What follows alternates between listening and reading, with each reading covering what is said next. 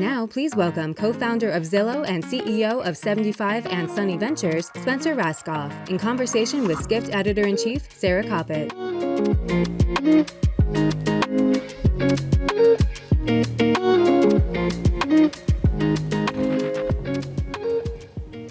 So Spencer Rascoff, thank you for joining me. Thank you for having me. This is my first on-stage chat for Skift, so, Welcome nice. to online travel. Thank you very much. Thank you very much. So I want to get your 30,000-foot view. That is my first, but surely not my only travel pun of the day. I want to go and get big picture. So our theme this year is connection in the age of AI.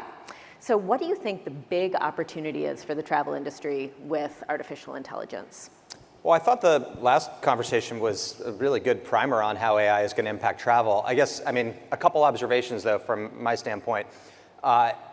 Firstly, I've been impressed by how quickly the legacy incumbent leaders are moving and incorporating AI into their business. And it should really come as no surprise in retrospect, because these companies already had huge teams of people working on AI.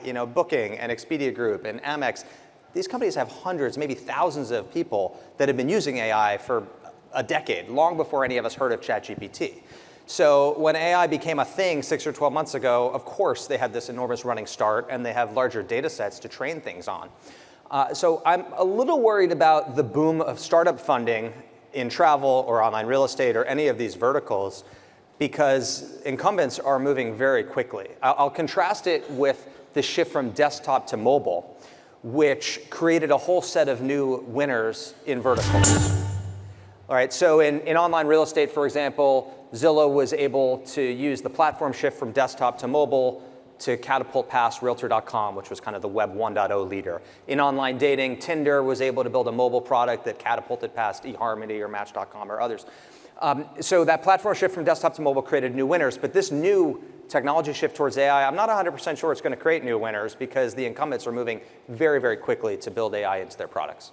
So we were listening backstage to Seth's talk. Do you think that, his theory that AI is going to, take the drudgery out and let us all kind of, bask in the glory of our togetherness? Do you think that's a real thing?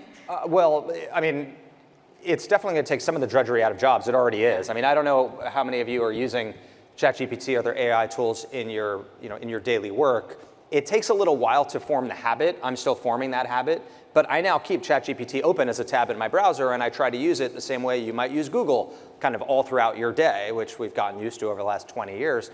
But once you start using it to draft emails or to summarize articles or to do research for you or to plan a trip, it starts to become habit. So I definitely see that already happening in my own habits. What I've observed, though, is, just to give an example from yesterday on the internet, when ChatGPT, when it was released that it can now interpret and create photos and look at images, one thing that started making its way around the internet was this example of people fixing a bike by using photos of ChatGPT. I don't know if you saw this yesterday, but OpenAI released this example where you take a picture of your bike and you ask ChatGPT, how do I raise or lower the bike seat? And in conversation with ChatGPT, it sort of coaches you on how to do that. Not that hard, but they're using this as an example. And I think back over the last year, I've been pitched dozens of handyman AI startups. And all of them now are at risk of being disrupted by an LLM that is just baking that use case of how to fix something into their LLM. And of course, it'll be in Google, it'll be in Alexa, it'll be in Bing and every other search engine that AI powers. And so I guess to the question of how will AI impact online travel, I worry about some of these startups that are getting funded but are very quickly being disintermediated by the LLMs themselves or the legacy category leaders that, as I've said, are baking AI into their products. Yeah, so let's talk specifically about OTAs. What's the impact there? What is the value? What's the value prop for them? Well, the value prop, the most obvious one is, as the last speaker says, around search, right? Kind of complex travel planning with a free-form search box. So the search paradigm of entering dates and entering origin and destination pair and maybe a budget, if you're super fancy, eventually that's going to go away and it's going to be more of a free-form search experience. By the way, does that sound familiar? That's what we do when we talk on the phone to travel agents, right? It's a free-form search box, or so I should say a free-form like text box where you're conversing with a travel expert and giving them information like your preferences and the length of time and where you've been before and where you haven't been before. Ideally, that human being, that travel agent, or in the future an AI, learns and knows all that because they've been working with you for some period of time. So that's the killer app for AI in search. I have no doubt that the OTAs are going to bake that into their product. They already are racing to. I'm pretty skeptical of startups that are trying to disrupt OTAs with that as their value prop, because as I've said, it's coming to the OTAs. It's also coming to the supplier websites. It's going to be a much better travel experience. I think that's a much more natural way to search, so I'm excited to be able to search that way. But that's going to be the killer app of AI in travel. Yeah, so if you were starting another company now, what would it be? Well, I mean, that's the killer product, but as I've said, I think unfortunately the OTAs are going to do it. So if you can find some wedge, some way to differentiate as compared with an OTA around a complex travel planning product, that could maybe work, but you better run quick because it's coming to an OTA near you. So let's switch gears and talk failure for a minute. World's best teacher ever, right? So Path failed. What did you learn from that? What were the big lessons? Yeah, so, I mean, I was on the board of TripAdvisor for many years, and TripAdvisor has an incredible product, but it always struck me as it being incredibly unsocial, right? So knowing the average of 100,000 people of what hotel they like in Midtown Manhattan is not nearly as useful as knowing where your 10, 20, or 100 friends stay. So I tried to create that product that I would want to use. It was called Path Travel.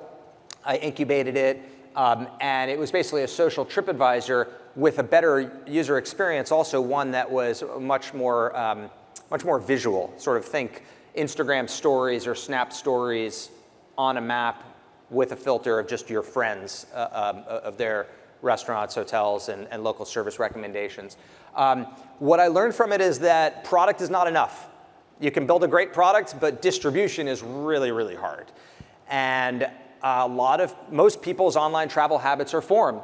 I mean, we have preferences. Some people love Hopper, some people love Kayak, some people love Expedia. It's very hard to shake those preferences. A whole heck of a lot of people just start at Google and end up kind of wherever they end up. They're sort of brand indifferent, and they just think Google when they think travel. And so what I learned from it is that distribution is every bit as important, maybe more important than product, which is a little depressing as an entrepreneur because you'd like to believe that if you can build a good enough product that surely it will find audience, but in a mature category like online travel, it's hard. It's hard to do that. So you mentioned Hopper. I'm curious what you think of what Fred's built with that. I think it's amazing. I was wrong. I remember when I worked at Expedia with Fred a million years ago, and I didn't think it would be possible to build another OTA/meta search engine. I thought that preferences were too mature and that it would be too hard, but it shows never bet against a good founder and a good founding team and good technology, and they made it through lots of ups and downs, and they clearly made it through that gauntlet and have built a great company and a great product. I'm curious to get your thoughts on price transparency. The Biden administration has made junk fees, a bit of their zeitgeisty topic du jour. I'm curious what you think is at stake if the travel industry can't figure out this transparency issue. I mean, I don't know if you heard David Neilman share about the travel technology fee that he was asked about. They said, why do you charge a $29 separate fee on Breeze? And he said, I don't know, that's just what they do. That's just what we do. I thought that was pretty interesting and also a little frustrating as a traveler. This industry, we've been talking about this forever. We started Hotwire in 1999, and that's when they started resort fees after 9/11 in 2001. And I was dealing with customer complaints in 2001 where travelers would show up at hotels that they thought they had fully prepaid on Hotwire, and then they were hit with a $20 resort fee, and then they were hit with a $40 valet parking fee, which, by the way, $40 seems quaint now. It's $60 or $80 or $100 in some metros, and et cetera. And so there was a government initiative back in 2001 to try to crack down on this. So, this is like the whack-a-mole thing that our industry has been going through. I guess the advice I would give, or the cautionary tale I would share, having spent the last 15 years mostly in online real estate, not online travel, having built Zillow and now Picasso, I will tell you, be careful with the government, because they have unlimited resources on these types of things. And the online real estate industry, I should say, the real estate industry right now is going through a series of class action lawsuits where the concept of real estate agent commissions are being challenged by 2 class action lawsuits, wherein the concept of the listing agent sharing half their commission with the buyer's agent is under attack in these 2 lawsuits. And it has the potential to transform the way the real estate industry works. And so I worry for the online travel industry that what we've sort of dragged our feet on for 20 plus years could actually become a problem. And you can imagine a class action lawsuit of the billions of dollars of extra fees the travelers have paid over the years unknowingly, and just wait till plaintiffs' attorneys get stars in their eyes on those types of numbers, and who knows where that goes. So beware.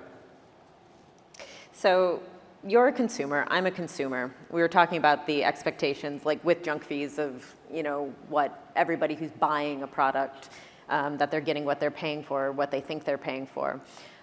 Consumers have really high expectations these days. I think it's kind of like the Apple effect,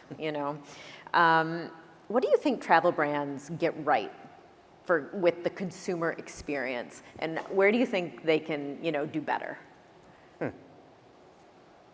I mean, I think the design of travel apps has come a long way, and it's really good. I mean, if anything, it's so good to a fault, where things have been over-optimized for purchase conversion.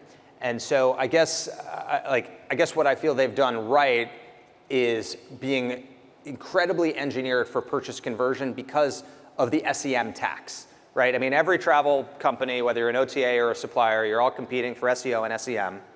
And whoever has the highest conversion when somebody goes from Google to your travel website, if you're a hotel or an OTA or anywhere in between, whoever converts best on that search results page or that hotel details page can then in turn afford more SEM.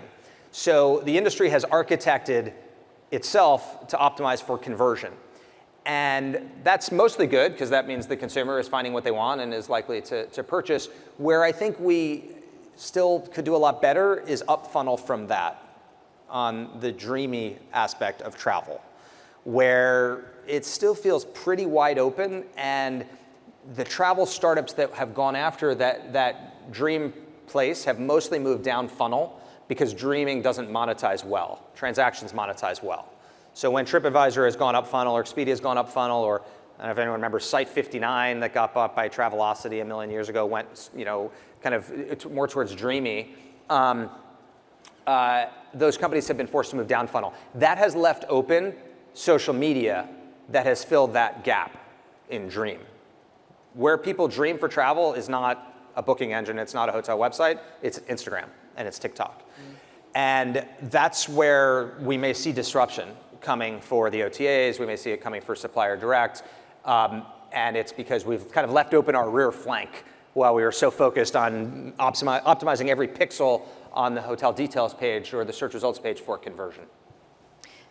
Do you think that the TikToks and the Instagrams of the world, do you think the travel industry is really doing as much as they can to take advantage of the influencers and like that? It's almost like the gray economy of travel. Well, I mean, I keep coming back to Google, because sort of Google was to travel from 1995 to 2015, as Instagram and TikTok are to travel in 2015 to 2025. So you're right, there is sort of this gray economy where influencers are making money kind of on the side. Some OTAs and some suppliers are doing a good job of generating audience from social. There are emerging OTAs and basically booking engines that are building their brand on social. But it's actually a pretty exciting place, because it's all still happening. Like the winners haven't really been formed yet, which is a little bit surprising.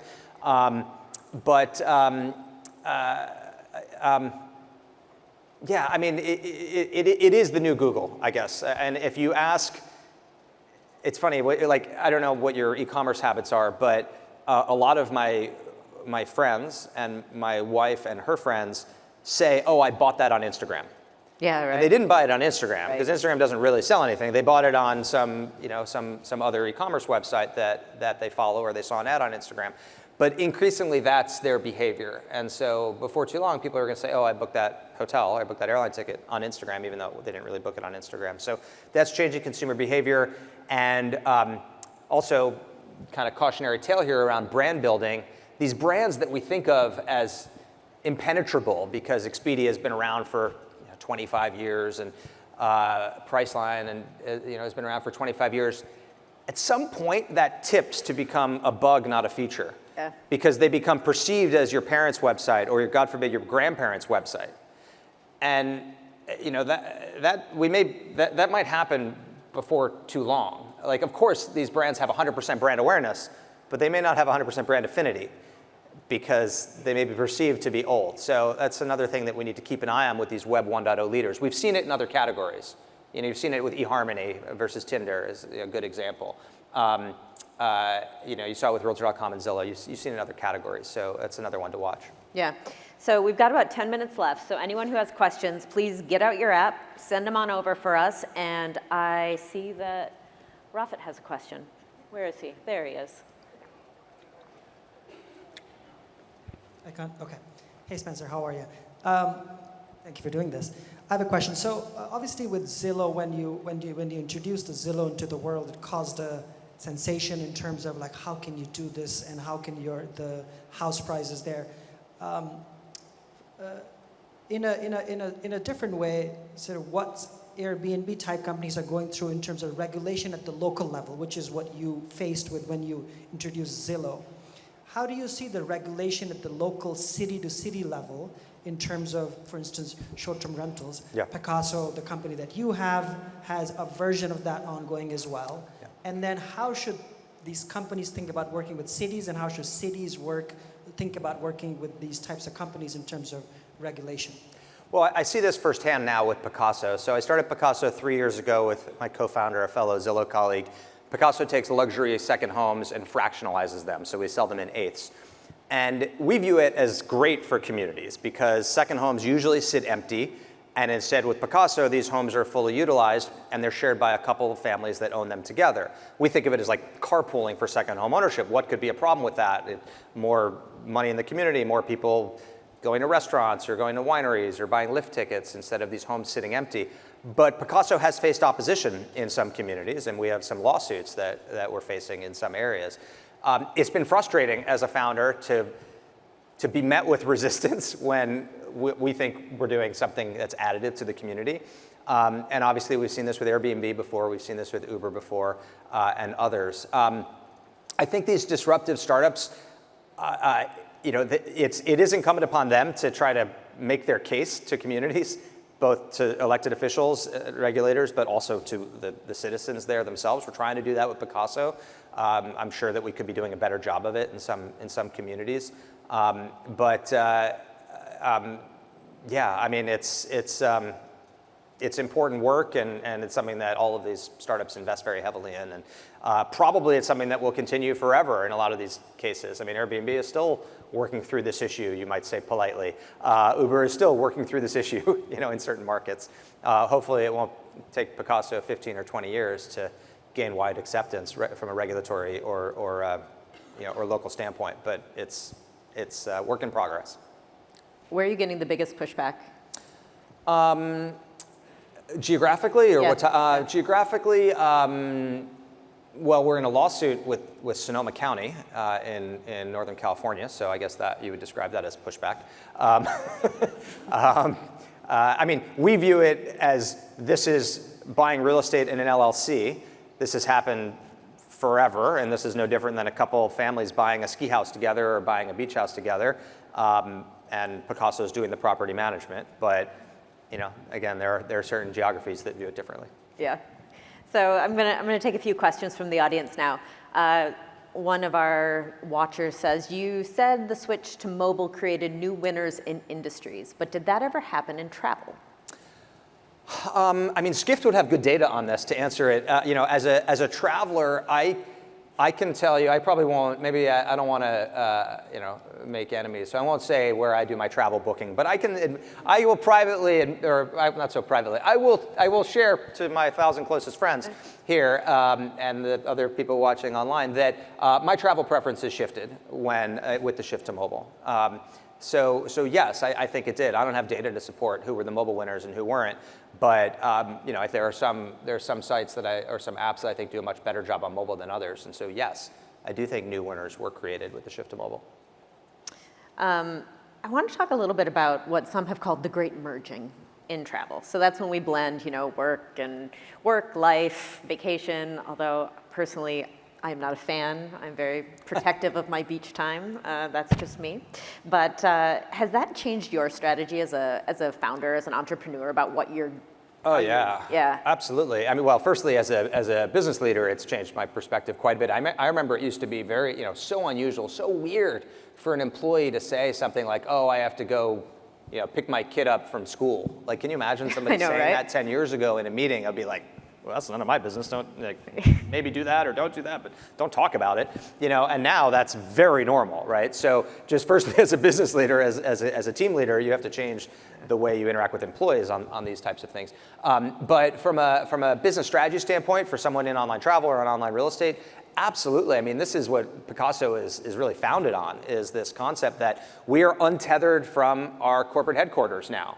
And almost everybody, certainly every knowledge worker, can spend more time working in different places, and that increases the amount of time that they can spend on vacation. It increases the amount of time they can spend at a second home.